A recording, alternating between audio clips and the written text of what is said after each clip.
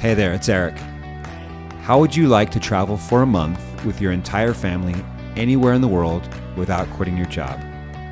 I'd love to show you how. That's how Emily and I and our 5 kids started. We would just do these 1-month trips that eventually grew to living on a sailboat, including our daughter with special needs. Once we started to do this, we felt like we just found the cheat code for life, and we'd love to share it with you. So this is what we do. It's called a discovery call. You book a time for 20, 30 minutes. It's free. We're going to go over 3 questions.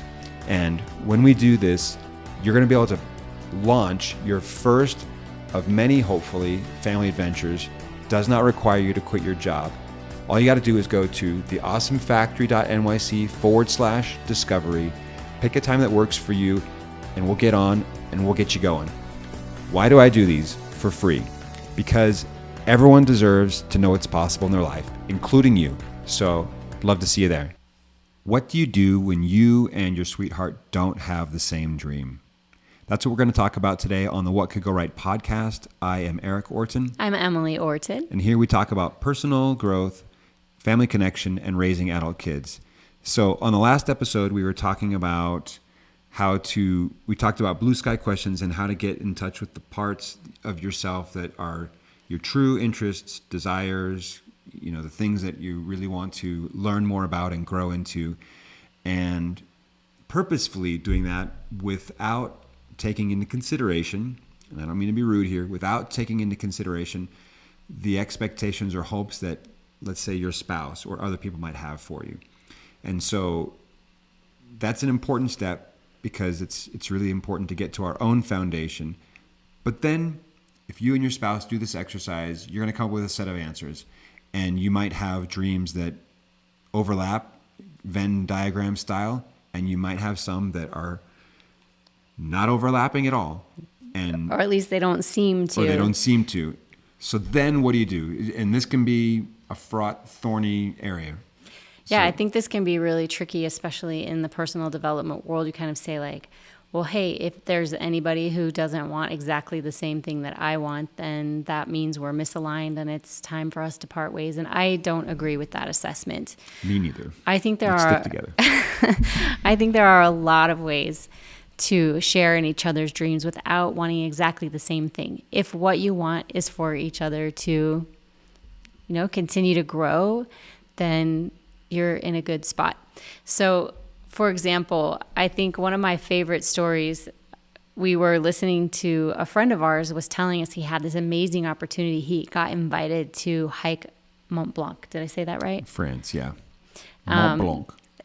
He got invited to go on this hike, and it was last minute. Someone else had dropped out of the party, and good news for him that even though he was well into his 50s, he ran 5 miles every day, he lifted weights, he was prepared. He could just walk into the situation. And I thought, wow, that sounds amazing. That sounds so fun. And then his wife told me what she was going to be doing for the week while he was gone.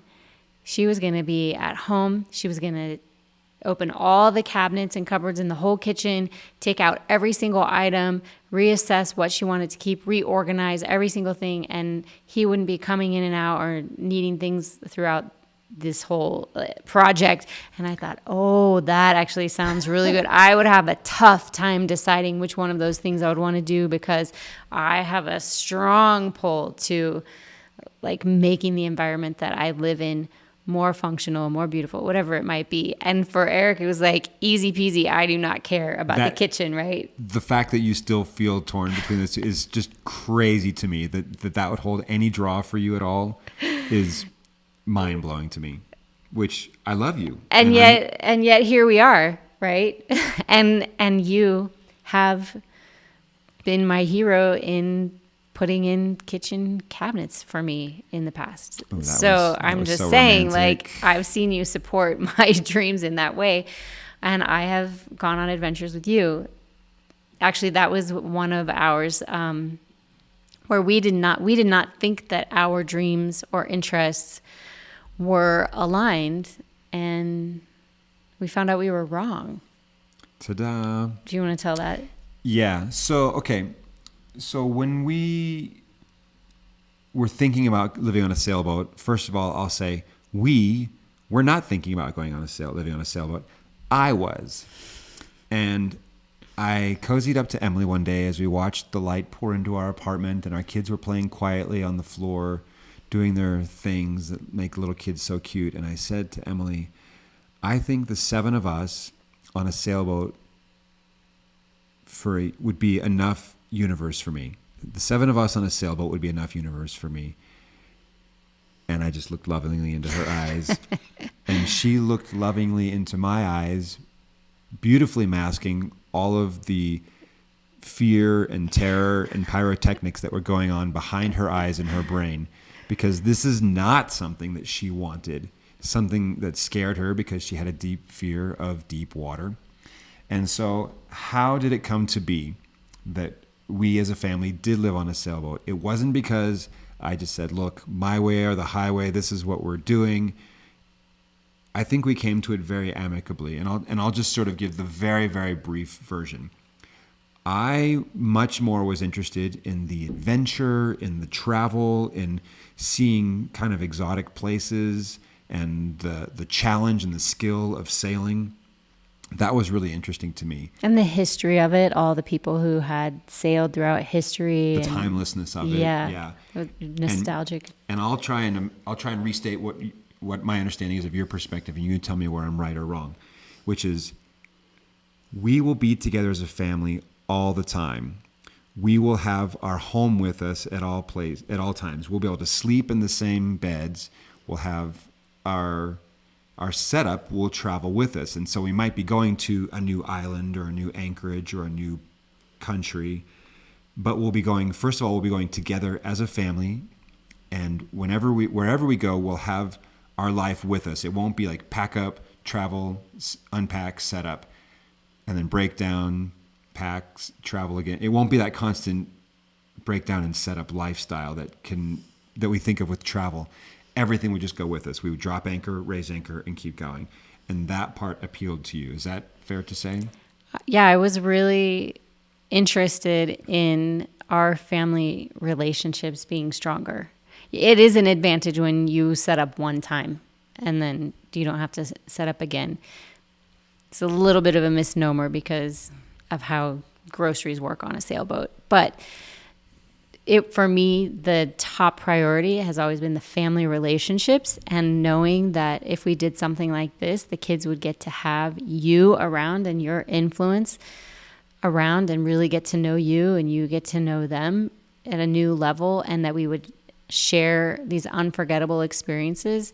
Like that was my number one top thing, for us to learn and grow together in a way that would bond us together. And I also wanted to show the example to our kids of actually dream pursuit, what that really looked like, and not just saying, well, you could do anything if you set your mind to it. Okay, show me, Mom and Dad, what are you setting your mind to? And doing it. And so we realized that maybe Eric's number one was this adventure element, and my number one was family relation. But those actually were aligned, that an adventure can be an incredible, efficient vehicle for family connection. And once I realized that, I became so much more receptive, because after we spent the year on the sailboat and we had such a great experience and we came back with so much confidence and we looked at the world through new eyes and we saw ourselves in a new way as well, we started recognizing opportunities that we were willing to say yes to, that led to us traveling all over the world and doing it in a really creative way. We realized you didn't just have to have a rich uncle die somewhere to be able to make your dreams come true, or pick the right stock, whatever it might be, your get rich fantasy. And that is ultimately why we ended up even starting the Awesome Factory, which has led to us sitting here doing the What Could Go Right podcast. This whole mindset shifted when we realized something that we thought were opposite was actually aligned, and we supported each other. So one of the things I want to say about when your spouse has a dream that's different than yours is, don't be the dream dasher. You don't want them to be your dream dasher, and you don't want to dash their dreams. If dreams are not going to work out, they will dash themselves. My friend Brooke Romney says this a lot. Dreams will dash themselves. We don't have to be the one who shuts things down. When Eric told me he wanted to live for a year on a sailboat, or the 7 of us were enough universe, and I did have a whole bunch of fears sprout up, what actually came out of my mouth at that time was, when would you want to go? Like, how serious are you about this? And he had an answer. He thought it through. He wanted to go before our kids left home. He wasn't like, well, I want to do this after our last child moves out and hoping our knees and eyes are still good enough. He was like, I want to go together. And I was like, I want to go together? Zing-a-ling-a-ling-a-ling. And so, not to be the one who dashes it, there were many points along the way where we could have thrown in the towel, but there would always be one or the other of us saying, hey, I believe in you. Or like, you can do this thing. And anyway, that's a whole, you guys, we wrote a whole book about it. It's called 7 at Sea. If you really want to know the whole journey, you can get that on Amazon. It's a really good book. But it was a journey, and you can see there are so many times when we are like, what are we doing? Whose dumb idea was this? And how are we going to keep going? But today we're talking about when you don't have the same dream as your sweetheart. And how do you reconcile that? And how do you reconcile we that? were, in the case of living on a boat, we were able to find where the two overlapped. And that was a really beautiful blend. In some cases, there's not room for that. Yeah, they just don't happen. And I'll share with you one example of one of Emily's dreams that I was not going to be a part of. And this was long before we lived on a sailboat. She got talked into running a marathon. I was just hanging out with the wrong crowd. She's hanging out with those runner people, and they're like, "Oh, you know what?" And anyway, one of Emily's best friends, one of our best friends, persuaded Emily to run a marathon, and they trained and literally she was running, and I was like, "Can I run with you?" So Emily went for it, and I was like, "You know where I'm going to be? I'm going to be in bed. You can get up early and go do that training." And I had at the time zero desire to run a marathon, and I still have zero desire to run a marathon, and I'm okay with that character flaw. And yet Emily was really wise, because it came around to race day, and she was running the Hartford, Connecticut Marathon, and we were living in New York City. And she made arrangements to travel up there. Her and her friend were going to share a hotel room, and it started early. And she taught me an important lesson. She said, I would be really sad if you and the kids aren't there to cheer me on. Will you come up? Because I was like, great, go do your thing. Like, I'm sort of supportive, but from the comfort of home. And she said, I would love for you to be there. And so I'll probably resent you if you don't come. Like, I've put in so many hours. I've run hundreds of miles preparing. This is a big deal to me, and I really want you to be there for me. So she taught me a good lesson by saying, it matters to me that you're there cheering me on. So we booked a hotel room, and me and the kids, we slept in our room, and her and her friend could sleep in their own room and rest and be ready for the race. And we made signs, and we got pom-poms, and we showed up and did not run a marathon, but we were there to cheer Emily on when she did. And, bouncing between all the places where we could get to the course before she crossed path. Yeah, I feel like you showed up in 4 different spots along the way, and it really made a huge difference to me. And I didn't need for you guys to run at all, but I loved that you came, that you brought the kids, that the kids got to see what I was doing, and they got to see what a big deal it was. And it was fun. Like, I had fun. Like, I had no idea. I'd never been to a marathon. I knew nothing about it. And just what a party it is. And you also supported me by saying, yeah, we can make sure you get new shoes and water bottles and whatever goo you want to eat along the way. So the 2 things so far that we have are, don't be the one who dashes the dreams. Don't be the dream dasher. I love that. Yeah, don't be the dream dasher. And the second takeaway I would say right now is, you can be their biggest fan. Be their cheerleader, be their biggest fan. Yeah. And I guess inside of that is like allowing resources to funnel towards their dream also. Do you want to talk about big walling, or shall I? Oh, yeah, I will tell about this, because the first time that we went to Yosemite National Park to see about climbing a big wall, because Eric loves to rock climb. He's been doing it since he was 14 years old. And I don't have that level of experience at all, but I did start rock climbing once I met Eric in college. He's the first person I ever climbed with. And as we were getting closer, he didn't have a partner to climb with, and he was kind of hoping maybe I could climb with him. And I felt really anxious about this. I'd love to be, your biggest fan, and I love to support you and be there for you. But this was, to me, was like a life and death question. It felt even maybe scarier than getting on the boat. And so, even scarier than running a marathon. Oh yeah, for sure. And I didn't know like what's going to happen with the kids. And anyway, I was concerned about so many elements of it, but I made a kind of a deal. I was like, why don't we take a big walling class together? It was offered in Zion National Park. And Eric didn't really need the training, but he knew that would give me some more information. And so he joined me in this class. We took it together. And by the end of the class, I had done some really brave things that for me were really brave, and I had fun, and I felt proud of myself, and I was 100% clear that I was the wrong person to back you up on this climb, to have you on belay. I couldn't, it would have been actually really dangerous. And so it was really, really hard for me to say, I can't be the one who's there for you in that way. So when we go into the park, you're going to have to try to look for another partner. And this is very common. There's a cork board where people say, post a little note to say what they're looking for and leave their phone number. And Eric was able to find a partner. He was a much better partner than I would have been, much more experienced, more chill, more fun than I would have been on the side of a cliff. And I was able to still be supportive by being there, by being the base camp, by helping you prepare, helping you get your gear, letting the people we found come stay at our campsite sometimes. Like, I felt like I was actually still really able to be a huge fan and a huge support. You're amazing. And I would go in the meadow with the kids, and we would take binoculars, and we would watch our climbers for part of each day and just to clarify, take pictures. A big wall is a climb that requires more than one day, and so there's an element of sleeping and camping on the side of the cliff. Yeah.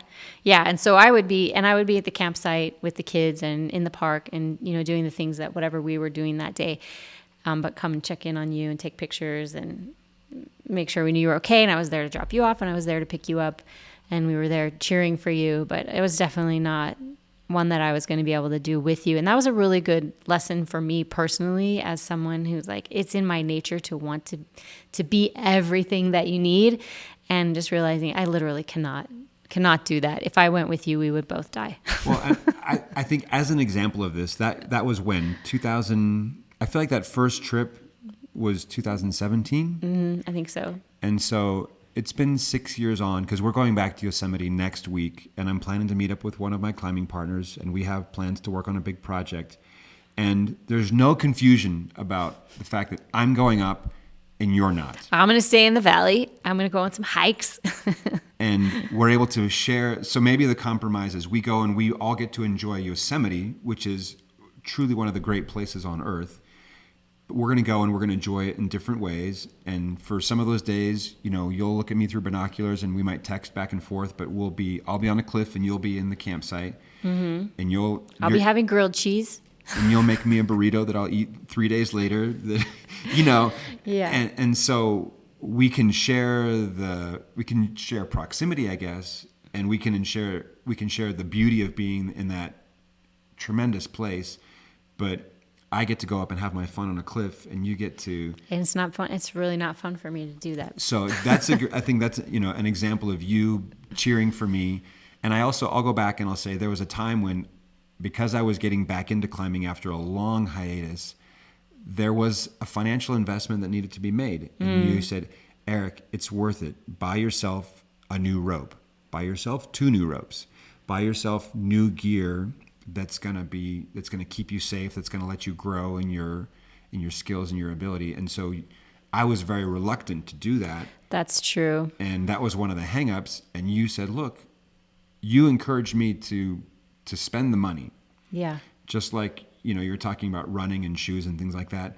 sometimes we need somebody to help us pull the trigger because we don't have the guts to do it ourselves. And one of the things that you can do as a cheerleader spouse is to encourage, what you're going to work as a team and figure out how much you can afford or how much time you can spend, but you're going to be encouraging them to make that investment rather than saying, oh, well, if you would just stop climbing big walls, then we could afford to whatever, or if you would stop running marathons, like we can use each other's dreams to guilt As a weaponize we can, yeah. and that's the word. If you want to go back and listen to How to Ruin a Marriage, this is one. That's of the a great way. This is a great way to ruin a marriage. But if you can become your spouse's, your partner's biggest fan, and cheer them on, man, talk about how to grow some love. I love that. One of the things that I feel that is the most heartbreaking when I hear people say it is when they say, my husband or wife would never let me do that, would never allow me to do that. Or I'm adventurous, but my spouse isn't.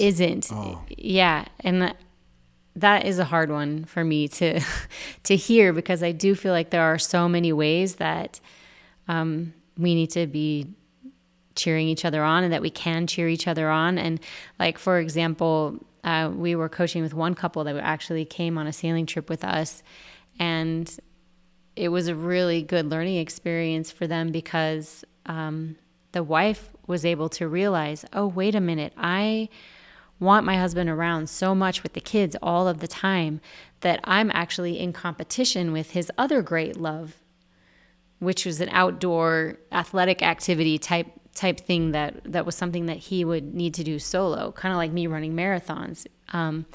And it could go that way where you say, like, you have to choose between this one thing that you love and our family. Or you could say, let's look at this. What's a way we can bring our family together around something that you love, like how you brought all the kids to come see me and cheer for me in the race.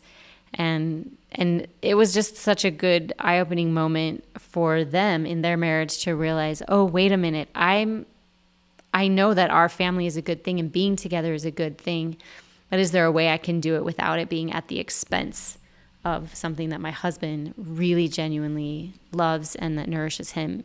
Well, and these are real challenges. I mean, I was on a discovery call just this week, and with the wife, she wants to go travel and see her kids and grandkids. And the husband also loves his kids, but he also loves restoring old cars and drag racing. And sometimes there's a competition of, not a competition, but there's a dynamic between how do we use the funds that are available to us. And so these are real problems to be worked through, and they require real collaboration and compromise. And one of the things that we love to do is to help people untangle those problems and figure out how do we support each other and how do we work. But your situation is going to be unique in many ways, but just know that there is a way forward, and it can be together, and it should be together. Hopefully, ideally, it is together. Okay, maybe we should close with this. I'm going to share some lyrics to a song that I love called Grow As We Go by Ben Platt. I don't know if he wrote it, but he sings it. And here's an excerpt. I don't think you have to leave if to change is what you need. You can change right next to me. When you're high, I'll take the lows. You can ebb and I can flow, and we'll take it slow and grow as we go. The whole song is beautiful. We'll include a link in the show notes if you want to listen to it, but it's Grow As We Go by Ben Platt. If you listen to that, hopefully it sparks something to you about how you and your spouse can pursue your own dreams, cheer each other on in the dreams that you may not have in common, and then also find those ways where your dreams can overlap, and maybe you end up on a sailboat together, killing two birds with one stone, so to speak. Whatever your version of that might be. And so just know that there's a way forward, and when you do, it's gonna bless your marriage. It's gonna bless you as an individual, your family, your kids, and we've just seen it happen in our lives and the people that we work with. And it's just a beautiful thing every time.